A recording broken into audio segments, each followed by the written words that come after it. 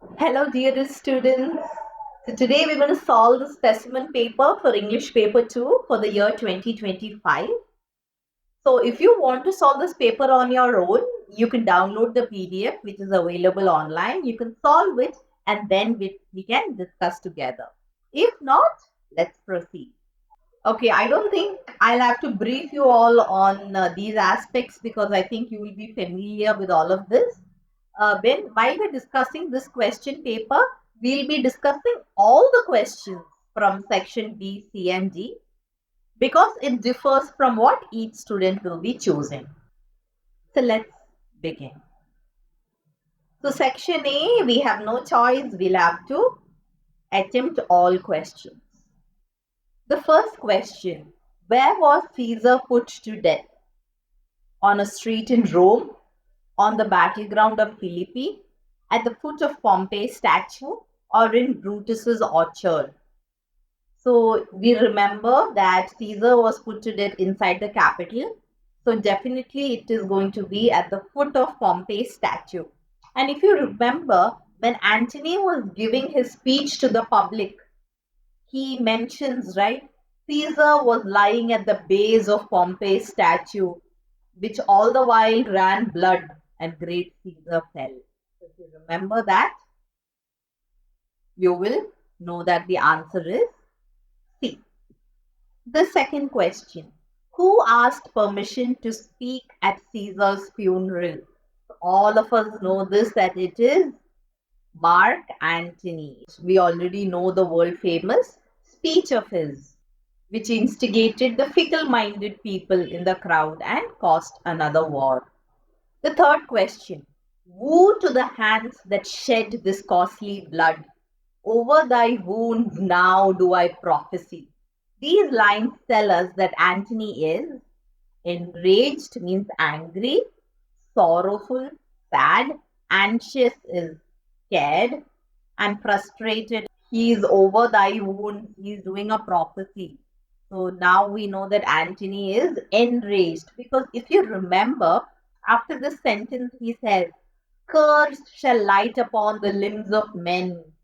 Domestic fury and fierce civil strife shall plague all parts of Italy. Mothers shall smile when their infants are hacked to death. He's all enraged and he's cursing. Question number 4. When Antony says, this is a slight, unmeritable man meant to be sent on errands, he is referring to dash which person? Lepidus, Octavius, Pindarus, or Lucilius? Yes, he is referring to Lepidus. So Octavius and Antony are having this conversation, and when Antony sent Lepidus to go and fetch Caesar's will, he talks about Lepidus in such a manner. The fifth question, what strategy does Cassius suggest that the conspirators follow? A. March towards Philippi. B. Remain where they are. C. Raise an army of foot soldiers. Or D. Set fire to the surrounding villages. So again, if you know, there was a disagreement between Cassius and Brutus, where Cassius says, it is better that the enemy seeks us, where they shall waste their supplies and get tired out, and we will be full of rest, defense, and nimbleness. So remain where they are. Sixth question. When Cassius says, my life is run his compass, he means that it is the day on which Brutus was born. His life has come a full circle. His life could be measured with a compass. His life could be compared to a race. So he says, no, my life has run its compass, means my life has come a full circle and I am now ready to even die. Which of the given options contain the figure of speech that appears in the following line from Leigh Hunt's poem, The Glove and the Lion? So the line is rammed and rode the lions. So here rammed and rode the lions means the figure of speech used here is personification. So we have to see in which other sentence is personification used. Your eyes are like the diamond bright. So when we use the word like, it is a simile. Suddenly the black knight showed its teeth in a flash of lightning. So here again, if you see, personification is used.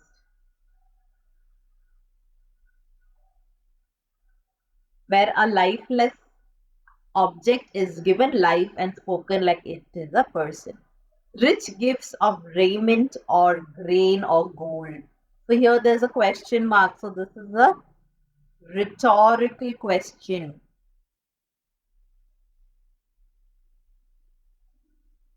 Pack up the moon and dismantle the sun. So the figure of speech here is a hyperbole. Extreme exaggeration is used. Okay, so the answer of personification is option B. Eighth one. Which of the following is not an effect of Bhishma Lochan Sharma's powerful singing in Sukumar Ray's poem, The Power of Music? The sky weeps tears. Yes, this line is there, no? The welkins cry or weep. The trees shake and crash, that is also mentioned. The people retire amazed, that is also mentioned. The turtles whine and stare. It is the wretched brutes that whine and stare, so it is not the turtle. And the mention of turtles is the feathered fly turn turtle while they are winging or while they are flying. That means the birds fly upside down. That is where the word turtle is used. So definitely not this. Which of the following words does H.W. Longfellow use to describe the movement of phantoms in his poem Haunted Houses? Slide, glide, noiseless, or invisible? So it is glide. So if you remember, the harmless phantoms on the errands glide. Okay, going to the 10th one. The theme of Maya Angelou's poem, When Great Trees Fall, is the impact of the death of a loved one on those left behind, the effect of felling trees on the environment, how the death of trees affect humanity, the impact of natural calamities on a forest. Okay, so it is pretty evident that it is the impact of the death of a loved one on those left behind. So when great trees fall is a metaphor for when great personalities die. Going to the 11th one. The poem A Considerable Speck captures the journey of a mite across a sheet of paper. The poet's determination to kill the mite. Definitely the poet did not want to kill the mite. The poet's encounter with a gigantic fly. No, it was so small that he couldn't even perceive it. It was minuscule. The mite's attempt to escape from the fly. So there was no fly here. So the answer is the journey of a mite across a sheet of paper so white, if you remember. Yes. So let's go to the next one. In Stephen Leacock's With a Photographer, by waiting for the photographer, the narrator spends time doing dash, examining the studio, talking on his phone, writing in his diary, or reading magazines. It is definitely reading magazines. If you recall the story, he is reading The Ladies' Companion for 1912, The Girls' Magazine for 1902, and The Infant's Journal for 1888. Okay. Moving to the 13th one. In Amma Ata Ido's short story, The Girl Who Can, Nana expressed her disapproval of Adjoa's legs because they were slender. Slender means thin. They were muscular. They were bent or they were short. So Nana had a problem with Adjoa's legs because they were long and spindly or thin or slender. So option A is the answer. Choose the option that lists the sequence of events from Alphonse Dauder's short story, The Last Lesson, in the correct order. Okay. But When he arrived at school, he's already arrived, so that is not going to be the first one. Franz was dismayed to find his classmates already seated quietly. Okay. Franz hurried to school that morning. He was very late and dreaded being scolded by M. Hamel, the teacher. Okay, this could be the first. After he had settled at his desk, that means he already reached school, he noticed something really odd. The back benches of the classroom were occupied by adults from the village. He hoped to slip into the classroom unnoticed under cover of bustle and noise of a typical school day morning. Okay. So first is Franz hurried to school, and then he hoped to slip into the classroom unnoticed. But when he arrived at school, that is the number one, then what happened? He settled at his desk. So after arriving, he settled down. So this is the order 2413. Yes, so this is the answer. The 15th one. Select the option that shows the correct relationship between statements 1 and 2 from William Sleater's short story, The Elevator. Statement 1 is, terrified of the fat lady in the elevator, Martin ran down the dark stairs, fell and broke his leg. Statement 2, angry and disappointed that his son had behaved like a fool and a coward, Martin's father did not talk to him on the way of the hospital. So after he broke his leg is when he went to the hospital and his father was angry with him.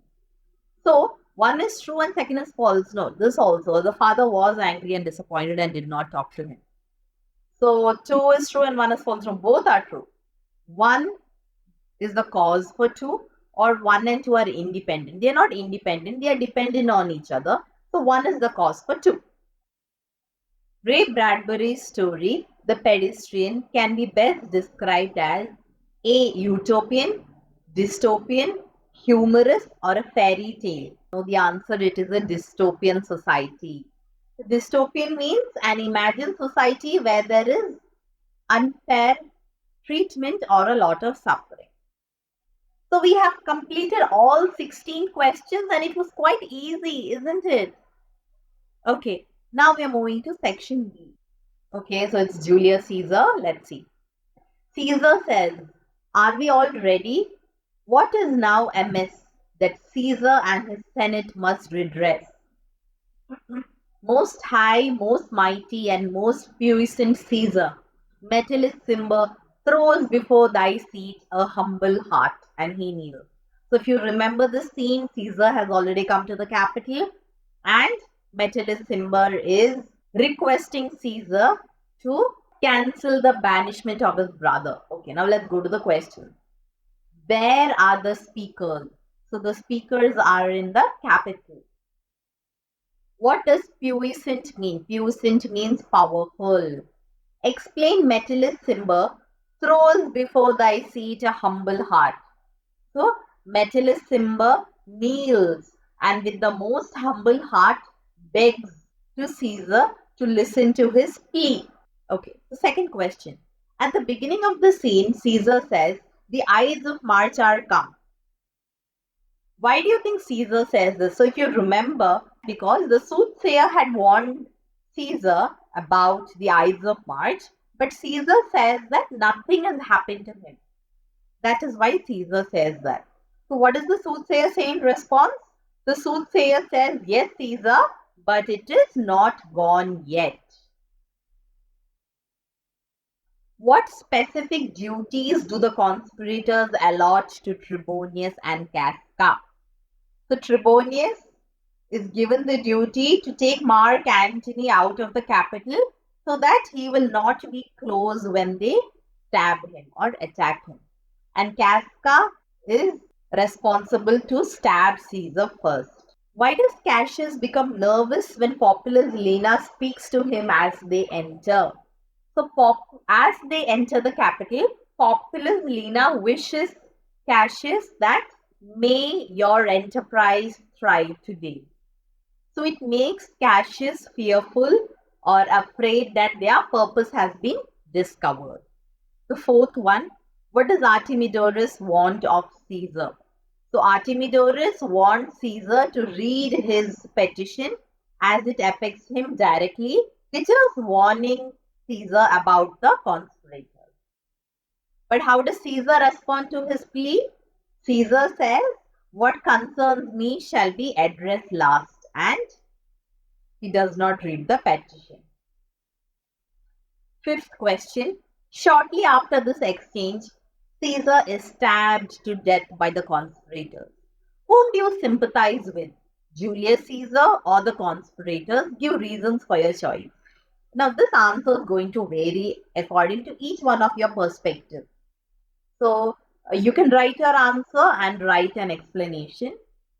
I personally, if you see, sympathize with Julius Caesar because just before going to the capital, he meets the conspirators and he calls them good friends and he invites them to have wine with them and says that we will leave together like friends to the capital. So unfortunately, the people whom he thinks are friends actually betray him. And Brutus, whom he considers to be the closest friend, also stabs him. And he feels that betrayal just before his death. Also, pride and ambition were the reasons why Julius Caesar died. So, most people in power can be ambitious and can have pride. But Julius Caesar was betrayed by the people he thought were close to him. So, that is why I sympathize with Julius Caesar. So, like I told you, we are going to discuss each and every question. So, it's up to you which you choose to write in the exam. Brutus says, "I did send to you for certain sums of gold, which you denied me. For I can raise no money by vile means. By heaven, I had rather coin my heart and drop my blood for drachmas than to wring from the hard hands of peasants their vile trash by any indirection." So we know this scene also where Brutus and Cassius are having a discussion and they are having an argument. Okay. To whom are these words addressed? So these words are addressed to Cassius. Why is Brutus angry with this person? So Brutus is angry because he had asked Cassius for certain sums of gold to pay his legions, which he denied to give. How does this person feel when he heard these words? So Cassius felt heartbroken, or you can write hurt or sad, because he had not denied him. What does he say to defend himself? So he says that the person who brought back the reply was a fool because there was a miscommunication in the information sent. And he says that a friend should put up with his friend's weakness, but Brutus exaggerates his. Why did Brutus need certain sums of gold? Brutus needed certain sums of gold to pay his legions, which is his army. Why was he unable to raise that sum of money? Because he says that he cannot raise the money by vile means or by dishonest means. He says that he would rather stamp his own heart and drop his blood for coins than to take from hard-working hands of peasants through a deceitful manner. Question number 4. Earlier in this scene, Brutus refers to Lucius Pella. What had he been accused of and who had supported him and how? So Lucius Pella had been accused of taking bribes from the Sardians. And Cassius had pleaded on his behalf by writing letters to excuse his offenses as he knew the man well. Fifth question. Mention any two aspects of Brutus' character that are revealed in the above extract. What do you understand about the relationship between Brutus and the person he addresses? Okay.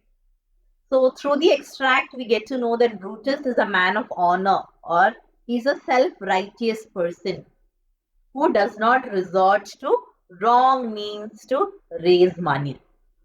So unconsciously, if you see here, Brutus is a hypocrite. Because one way he's asking Cassius for money. On the other hand, he's also accusing him of trading his position for gold and taking bribes.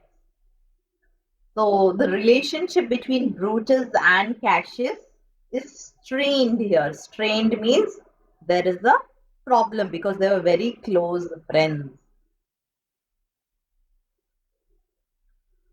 And there is an evident difference in the personality because they resort to severe verbal dispute. So if you would have noticed that you should know each line of Julius Caesar really well. So make it a point to listen to the line by line explanation of the entire Julius Caesar whenever you get time and listen to it over and over again so that no matter from which nook and corner you get a question from any act or any scene, you are thorough. So we go to section C, which is the prose or the short story. Okay. So the photographer, so this is from the story with the photographer. The photographer beckoned me in. I thought he seemed quieter and graver than before. I think too there was a certain pride in his manner. He unfolded the proof of a large photograph and we both looked at it in silence. Is it me? I asked. Yes, he said quietly. It is you. And we went on looking at it. So, where was the narrator? The narrator was in the photography studio. Why had he gone there? So, he had gone there to have his photograph taken. Why do you think that there was a certain pride in the photographer's manner? So there was a pride in the photographer because the narrator had imperfect looks according to the photographer and he had corrected it and altered his picture to make him look good. What does the word proof mean in this context? So the proof is the sample print before the final print is taken. Why did the narrator ask, is it me? Yeah. The narrator asked if it was him because he could not recognize himself as every feature was altered and there was no resemblance to his actual face.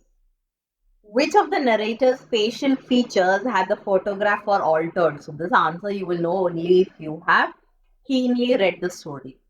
So the eyes, the eyebrows, the forehead, because he had removed the hair away from the eyebrows, and the mouth.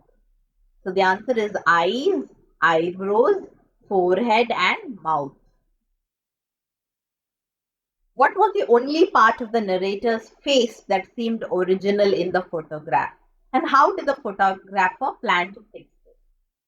So the ears were the only facial feature that was original, but the photographer says that there is a process known as sulfide where the entire ears could be removed and replaced.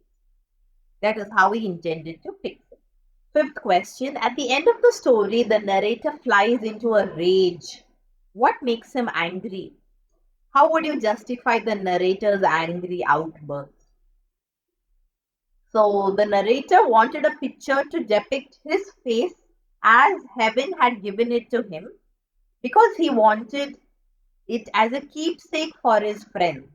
But the picture had no original facial features and he felt extremely hurt, humiliated, and it had hurt his self image and self esteem. It completely justified the narrator's angry outburst because the photographer was humiliating the person. Also, he was giving importance to physical features and the outward appearance of a person and not accepting the person for how he looked. Question number 5. This is from The Pedestrian written by Ray Bradbury. He would stand upon the corner of an intersection and peer down long moonlit avenues or sidewalks in four directions, deciding which way to go, but it really made no difference. What was Leonard Mead's occupation? So, Leonard Mead's occupation was a writer. However, he hadn't written in years. What did he love to do? So, Mr. Leonard Mead loved to walk through the grassy scenes in the streets at 8 o'clock at night, all alone through the silence. When is the story set? The story is set in AD 2053. To what does Mead compare his walks through the empty streets? Mention two reasons he gives for making this comparison. So the first is Mr. Leonard Mead says that walking through the streets is just like walking through a graveyard because there is only the faintest glimmer of firefly light appears and flickers behind the windows where the buildings were tomb-like. And in another instance, he says, the streets were silent and long and empty, and his shadow was moving like the shadow of a hawk in mid country. Because if he closed his eyes and stood very still, frozen, he could imagine himself in a center of a plain, a wintry, windless Arizona desert with no houses in 1,000 miles because it was silent. Why did Mr. Mead decide to change his footwear from hard heeled shoes to sneakers? He wisely changed to sneakers because while he was strolling at night, the dogs in intermittent squads would parallel his journey and bark if he wore hard heels. And the entire street would be startled by a lone man walking alone at night on the street, and that is why he changed to sneakers. What happened quite suddenly as he was making his way home? So, as he was going home, he was stopped by a lone car. What was Mead's immediate reaction? So, Mead's immediate reaction was he was stunned and then he was drawn towards it. Or you can write he was stunned like a night moth, and the illumination then drew him towards it. Why was Mead taken away by the police? Mr. Mead was taken away by the police because he was walking on the streets at night without any purpose, especially when everyone would be indoors. Would you call this a horror story or a piece of science fiction? Give reasons for your answer. So, again, this is a subjective answer. It can depend from student to student. According to me, I think it's a science fiction because I would call it fiction because it is not real. It is talking about a dystopian society in the future. And I would specifically call it science fiction because there are driverless cars and these metallic voices in the cars are controlling humans. So it shows that technology has completely taken control of human existence. That is why I believe it is science fiction. Now moving to poetry. So this is H.W. Longfellow's poem Haunted Houses. The stranger at my fireside cannot see the forms I see, nor hear the sounds I hear. He but perceives what is, while unto me all that has been is visible and clear. What makes the poet narrator different from the stranger at his fireside? So the narrator can see and hear things that the stranger cannot. Because the stranger can only perceive the current state, but the poet can perceive all that has happened in the past as well as the past experiences. Second question. What, according to the poet, turns a house into a haunted house? So, a house where someone has lived and died, where the memories and past experiences revisit the house. Such a house becomes a haunted house. Third question. Where is one likely to meet the phantoms in the haunted houses? So, the possibility of meeting the phantoms in the haunted house is in the doorways, stairs, along the passages, and the illuminated hall. What are the poet narrator's view on owning property? So the narrator says that we have no right to claim ownership or title deeds to the houses because the owners and occupants of the earlier days or people from the past continue to control or impact their old estates. Fifth one, how does the poet's view of ghost differ from the traditional perception of ghost? How would you describe the mood that the poem evokes? Give one reason for your answer. So, the traditional perception of a ghost are the ones that are malevolent, that hurt people, or that are revengeful, that are scary, where they come out at night through graveyards and scare people. But the ghost in the poem, they are harmless. They make no sound upon the floor where they are considered to be inoffensive ghosts. And the mood of the poem is of comfort and not scary because in no way is the ghost harming people. The poem is a comforting and sentimental poem because it shows the transient nature of material items but the permanence of spiritual. The loved ones remain with us in our thoughts and memories, though their presence may not be there physically, but their memories do not diminish even if they are gone from the physical plane. This is question number 7 from Maya Angelou's poem When Great Trees Fall. When great trees fall in the forest, small things recoil into silence, their senses eroded beyond fear. The first question, what effect does the falling of a great tree have on the creatures of the forest? The lions hunker down, the elephants lumber after safety, and the small forest creatures recoil into silence where their senses are eroded beyond fear. The second question, how does the death of a great soul affect the lives of those left behind in the immediate aftermath of their passing?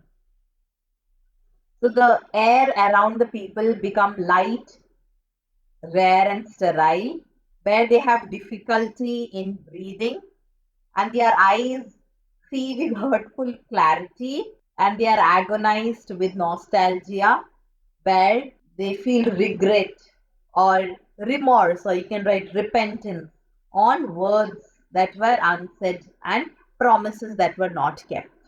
What is the long term effect does the death of a great soul have? So, in the long term, the reality that is tethered to these great souls, they completely disappear. The souls which depended on their spiritual nourishment, it diminishes or shrinks, and the minds they lose the light or the radiance. Also, they are reduced to creatures as if they are in a dark, cold cave. What feeling is being expressed by the following lines of phrases? Small things recoil into silence. So, which shows that they are in shock because of the loss or that their senses are eroded beyond fear because of the enormity of the loss. Kind words unsaid, which is regret or remorse or repentance. Be and be better for they existed. So this is giving hope or optimism that it was better for having known them, not rather than not knowing them at all. What is a great tree a metaphor for? So great tree is a metaphor for a great soul. What is the central message of Angelo's poem When Great Trees Fall? So the central theme revolves around the impact of loss of a loved one, the grief it causes to their loved ones, which is followed by acceptance and then finally healing. It also signifies the profound impact a person can create in the lives of others, not only when they are alive, but even after they are passing.